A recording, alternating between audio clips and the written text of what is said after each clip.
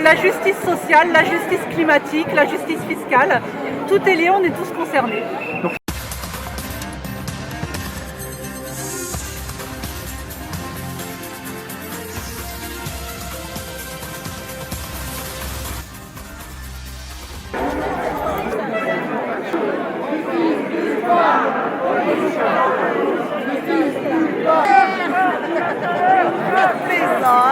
Moi je suis très content d'être là parce que mon travail c'est faire des vidéos sur internet et du coup t'as pas le lien que t'as avec les gens, ça reste les commentaires et les likes. Et bah là c'est sympa parce qu'on les voit en vrai et puis on se touche et on s'embrasse et on fait des câlins, des selfies, des trucs, des machins et surtout on fabrique un peu la résistance, parce que c'est un peu ça en fait le truc un peu sérieux dans l'affaire, c'est nous sommes les résistants de ce nouveau siècle face à un système économique et politique qui broie tout ce qui peut broyer, donc absolument tout, la nature, l'homme et les animaux pour de l'argent. Et je pense qu'en regardant les pancartes et en entendant ce que scandent les gens, c'est qu'on a tous conscience de ça et qu'on ne pourra jamais lâcher finalement parce que c'est ce qui nous maintient en vie, quoi.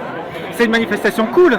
C'est une manifestation cool. Par rapport à Paris, Lyon. Ah ouais, c'est clair que oui, là, j'ai eu la chance de faire le 1er mai à Genève et c'était les vacances, c'était super. Et là, ça a l'air d'être cool aussi. Et la police nous encadre. Ils sont derrière, ils sont nombreux quand même. Ils sont très nombreux. À l'époque, il y en a qui ont dit « Ah, c'est la manifestation des policiers ». Oui, c'est vrai qu'ils sont super nombreux. Mais on est habitué enfin moi je suis habitué à me faire agresser par la police et plein de gens aussi. Et là, il n'y a pas eu encore d'agression.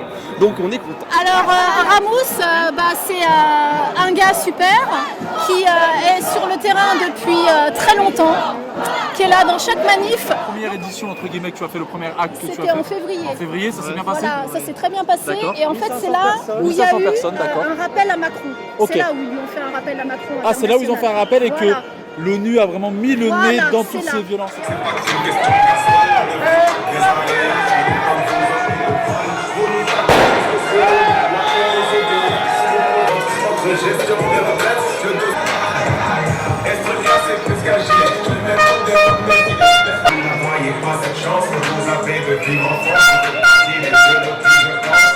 Je suis quelqu'un de très honnête, d'accord? Non, mais moi j'aime bien la franchise. J'aime beaucoup les gens comme toi, mais je voulais qu'on remette bien les pendules à l'heure en disant Jérôme Rodriguez, il est là comme nous. Il n'est pas là en tant que représentant comme tout le monde veut le dire. Exactement. Non, mais ça, moi je le sais. Mais beaucoup de gens ne veulent pas le comprendre, ça. Et pour moi, c'est un honneur de te le demander, même si c'est peut-être mal dit. Non. Mais voilà, je tenais à te le demander. C'est aussi parce remettre. Parce qu'il y en a certains d'autres aussi qui disent des choses. C'est remettre les choses, il n'y a pas de représentant. C'est pour ça que je veux. Ça, c'est les médias qui ont besoin d'un représentant. C'est pour ça que je veux que ça se sache. Sur le dos. C'est pour ça que je veux que ça se sache. Maintenant, ça fait du bien aux gens de me voir, ça me fait du bien de les voir. Sinon, je ne serais pas là, parce que je suis venue juste pour te voir et vous dire merci. Et te dire merci à ceux-là. Merci à toi. On est souvent focalisé sur les grandes villes type Lyon, Toulouse ou Bordeaux et Paris, et on ne parle pas forcément des petites villes de province. Le mouvement est très actif aussi et il est bon de le faire rappeler. Alors vous avez 89 ans. Ouais. Et c'est quand que vous fêtez vos 90 ans? Prochainement? Eh ben, pratiquement dans un an quand même. Vous venez de les avoir, d'accord. Parce que je suis du mois d'avril, tu veux aussi voir ma carte d'identité parce qu'il y en a un qui me l'a demandé. Croyez pas? Mais c'est vrai. Maintenant, s'il y a des mamans qui veulent aller danser ce soir, moi je suis prêt. Moi je suis un téton. Donc téton c'est la porte de la Maurienne. Ok. Donc on tient le rond-point téton depuis le 17 novembre. Vous avez toujours un rond-point, vous avez une cabane sur place? On avait un QG qu'on nous a brûlé il y a 15 jours. Vous faites partie de la série de tous les... Tout à fait, on nous a brûlé ça le week-end du 20 avril quand on était... Nous on avait fait un bus pour monter à Paris et quand on rentrait de Paris on nous a brûlé notre QG entre 23h et minuit. Ils ont brûlé leur cabane, mais heureusement ils ont pu sauver les Ils ont pu sauver ça. Descend de deux jeunes, Jessie et son frère Gary.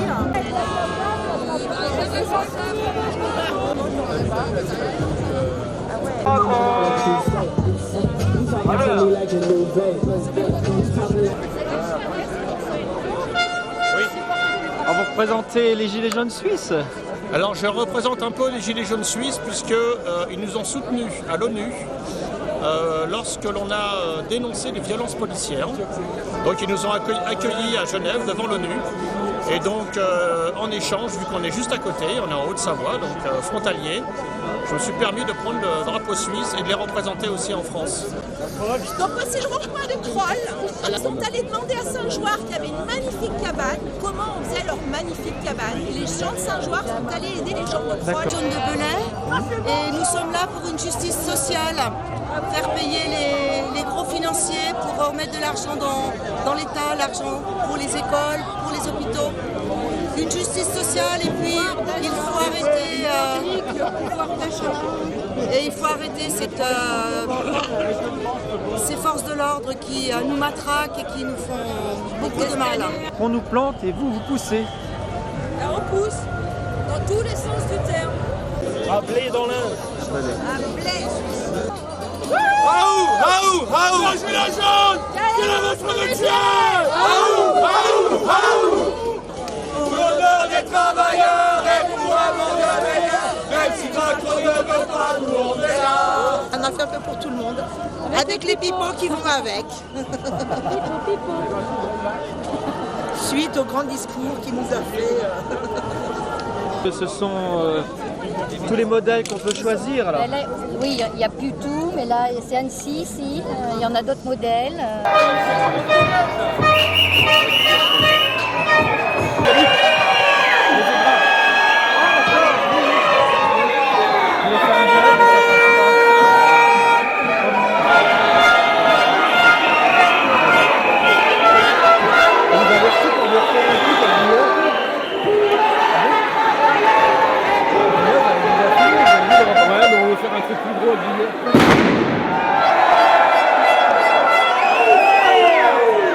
Bien fort parce que Macron ne vous entend pas. Gilets jaunes, quel est votre métier? Allez, on avance tous ensemble.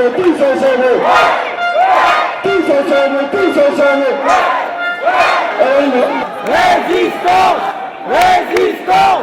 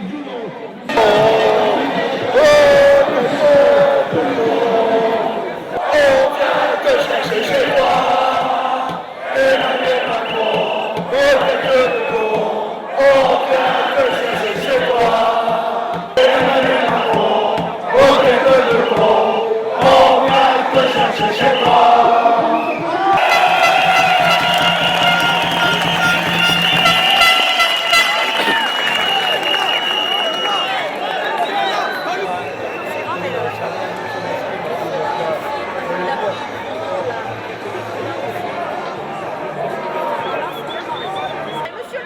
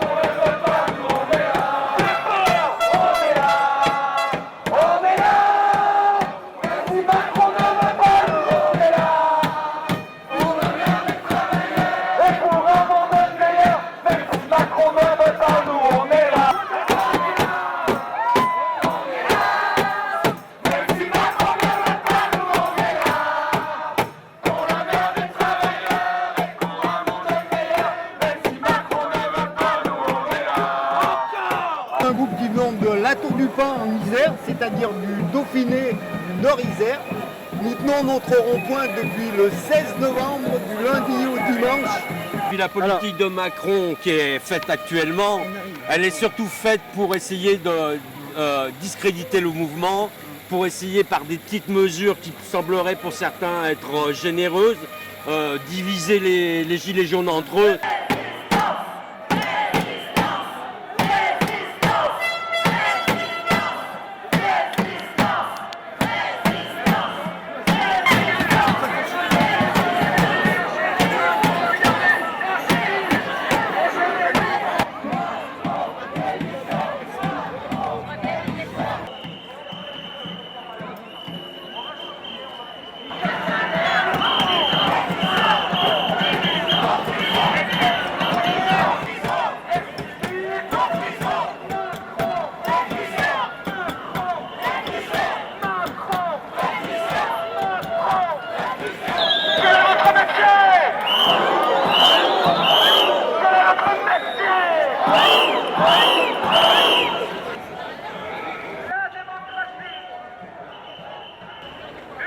Alors il y a également des violences policières sur les médias. Ça veut dire que votre badge qui n'est pas officiel, mais qui permet de vous reconnaître, ne vous protège pas, si je comprends bien. Non. Et comment vous expliquez qu'il vous protège pas? Dans les grosses manifestations comme Paris et tout ça, on est principalement pris pour cible. Pourquoi? Parce que vous êtes en première cible ou vous êtes vu comme... Ils estiment que si on enlève les street publics, il n'y a plus de manifestation. Ah bon? Il n'y a plus de soins, on ne peut plus soigner. Ah, c'est quand même grave parce que même en temps de guerre, on ne tire pas sur l'ambulance, il y a des conventions. Ce qui voudrait dire qu'en France, quand il y a des manifestations, les règles, les lois sont pires que celles... Elles ne sont pas respectées. On s'est déjà fait matraquer alors qu'on était en train de porter secours. Donc il n'y a aucun respect envers notre travail. En France, les médias ne sont pas libres. Ils sont aux ordres du gouvernement, alors qu'il y a des pays où on traite le Venezuela de dictature et en fin de compte, il y a des radios d'opposition. D'accord. Donc vous dites qu'en France, il n'y a plus d'opposition possible au niveau des médias officiels. Il y en a encore un peu possible, mais quelques médias marginaux. D'accord. Et alors, ça s'est bien passé? C'est une bonne ambiance? C'est sage, ça a été très sage. C'est sage? Oui, ça a été très sage. Donc là, on est à côté donc, de M. Rodriguez. Vous le connaissiez? Vous l'avez salué? Je ne sais pas enfin oui, je connais parce que les informations sont données sur lui et qu'on l'aperçoit sur les réseaux sociaux. Et puis moi, je fais partie des personnes qui ont organisé les quelques fresques qu'il y a sur son visage à Croix. Ah d'accord, donc vous êtes artiste alors? Je suis avec des artistes. Donc ça s'est très bien déroulé dans le calme. Malgré le temps qui était incertain, mais ça s'est maintenu. Oui. Malheureusement, mais ça va. Il y avait assez de monde, donc ça va. Et là, il était question aussi de faire une projection. Je ne sais pas si elle va se faire avec le temps. Oui, on espère. On va passer le film Jouer du soleil. D'accord. Voilà. Et demain, ici, il y aura le pique-nique partagé. Et on est à peu près 1100 personnes. On a compté 1100 personnes. Donc c'est une réussite. Oui, c'est une réussite parce qu'on est sur la place, on n'était pas très nombreux, on était 500-600. Okay. Et là, on est à peu près 1100 à la fin. Je vois des têtes, je vois Nicolas Monnier, on va peut-être donner la parole. Nicolas, on va voir Nicolas, on va aller voir avec Nicolas. On va rappeler pourquoi on était dans la rue du 17 novembre. C'est parce que on crève de faim, les frigos sont vides. Donc tant qu'on n'aura pas obtenu une augmentation du pouvoir d'achat qui pourrait passer par des baisses de TVA et par des augmentations des salaires et du SMIC, et tant qu'on n'aura pas obtenu non plus le référendum d'initiative citoyenne, on sera toujours dans la rue. Donc ça ne correspond pas aux annonces de M. Macron qui dit que, c'est M. Édouard Philippe qui avait dit on a compris, le message est français, il y a trop d'impôts, on va baisser les impôts. Mais les gens qui n'ont rien dans le frigo, de toute manière, ils ne payaient pas d'impôts et c'est pas ça qui va les aider. Tout à fait, aujourd'hui c'est toujours la classe moyenne, qui en pâtit. Et on a toujours rien, les gens ont toujours rien, même ceux qui ne payaient pas d'impôts aujourd'hui parce que leur revenu était plus faible, ils n'ont rien de concret non plus. Donc à partir de là, on continuera jusqu'à ce qu'on obtienne nos revendications de départ. D'accord. Est-ce qu'on a des nouvelles du groupe qui est parti à Strasbourg. Où ils en sont?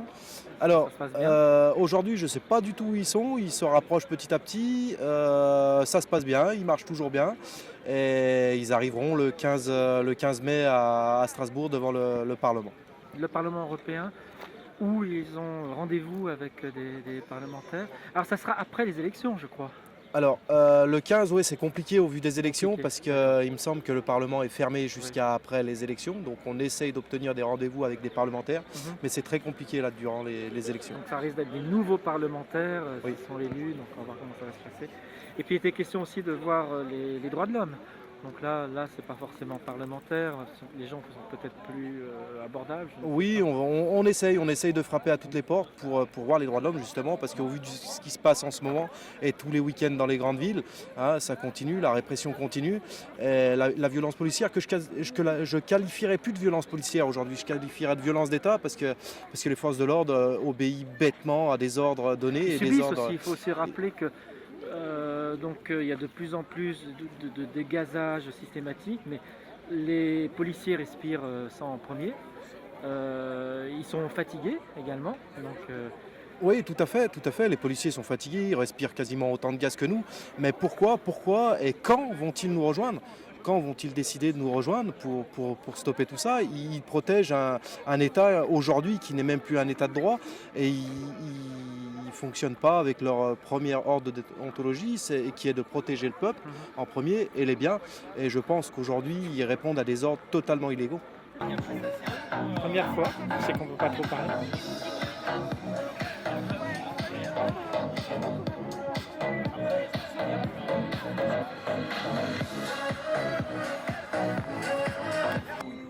En France, tu peux toucher ton salaire en fraîche à hauteur de 1000 euros.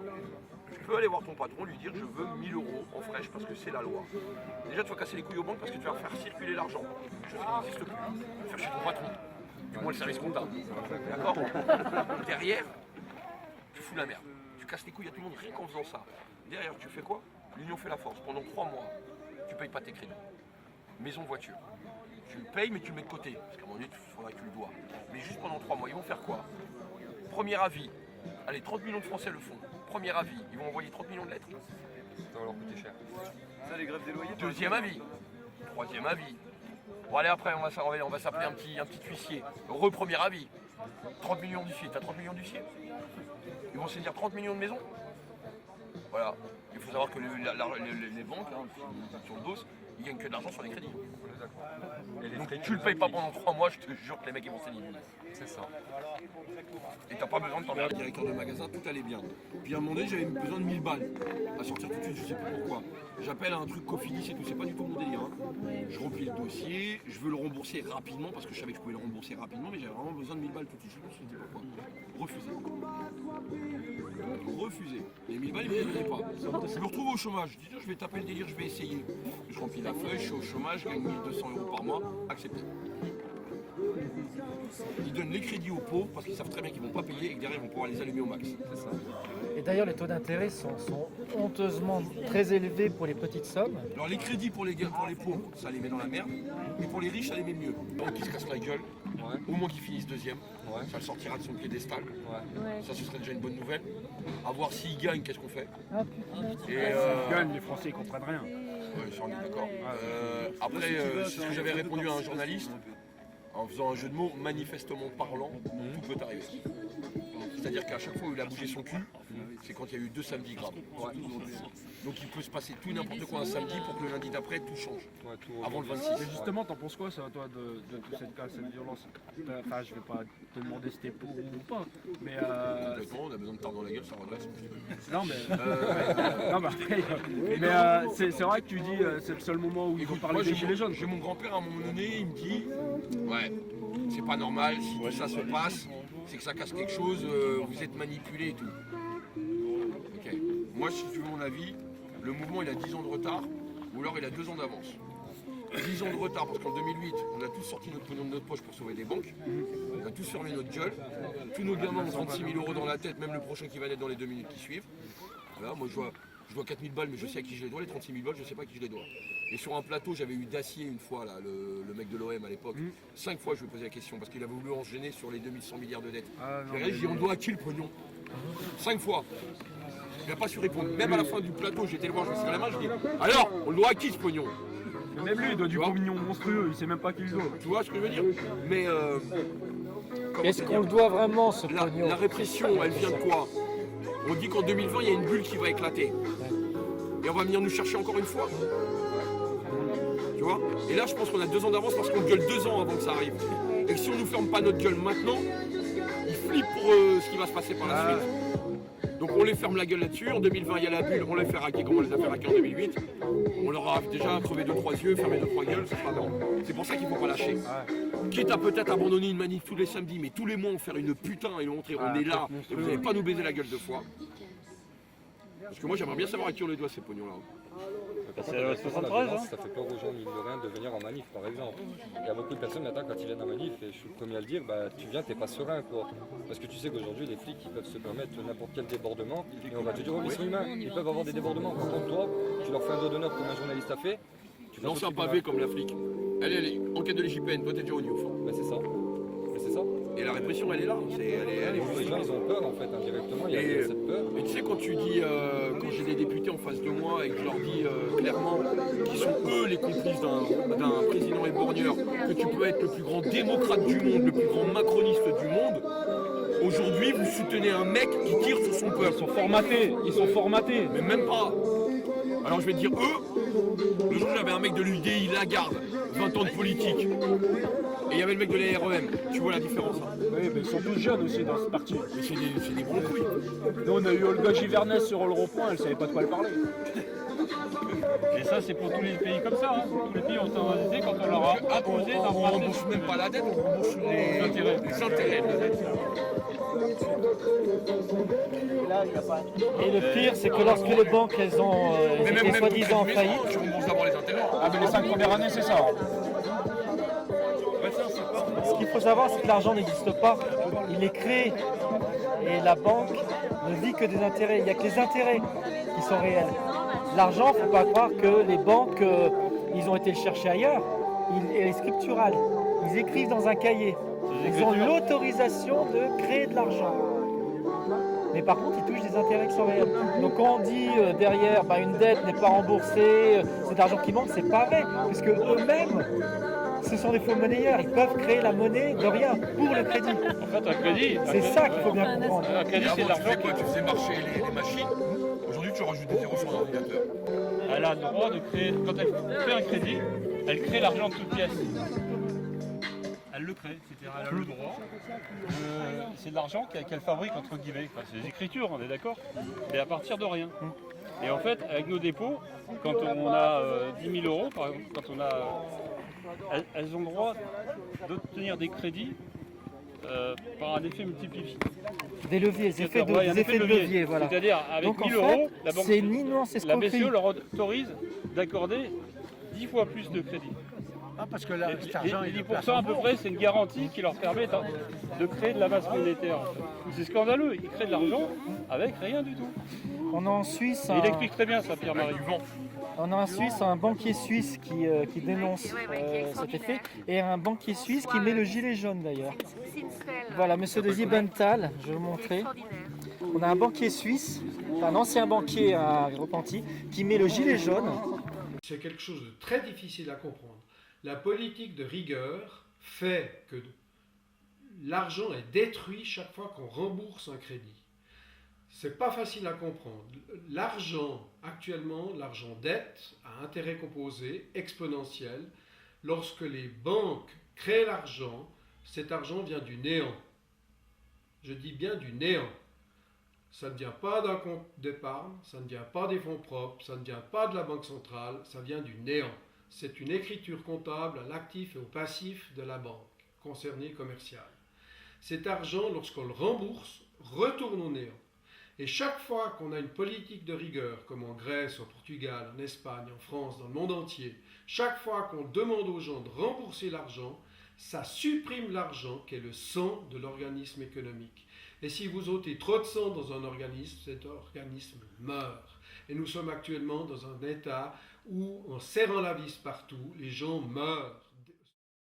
J'ai fait Angoulême, j'ai fait Bordeaux, j'ai fait Tulle, j'ai été à Dunkerque, j'ai fait Lille, et là Chambéry, Toulon, Lyon. Mais tu dois être sur les genoux. Ouais, il y a des soirs où je dors bien. Ouais. Enfin, je suis content d'aller me coucher. Voilà. Mais c'est moins dangereux que Paris. Là, ouais, j'en ai fait une ou deux en province, Bordeaux c'était tendu. Ouais. Saint-Dizier aussi, j'ai fait Saint-Dizier, une nocturne, on avait carrément l'hélicoptère et les gaz. Donc, Ah, Bourg-en-Bresse, nous on l'avait souvent l'hélico. non mais à de nuit quoi, hélicoptère de nuit, ça coûte une blinde, c'est 30 000 € l'heure. Hein. Et c'est nous qu'on paye. Montpellier, alors contraire. On paye pour se faire canarder quand même. C'est bon. vrai, on n'en parle pas, mais le bilan économique doit être désastreux parce que 25 semaines de mobilisation des policiers, le nombre de. Attends, excuse-moi. Avant Noël, les petits commerces, Amazon va tout niquer. Amazon, ils ont fait moins de ventes que l'année d'avant. Ils sont en baisse. Donc moi je veux bien. Qu'est-ce que j'ai entendu d'autre? Ah ouais, alors tu peux jouer aussi là-dessus. Le chômage a baissé.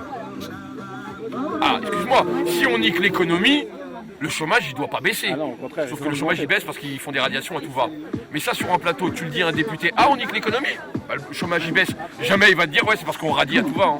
Non, ce que je voulais dire c'était le coût de la police.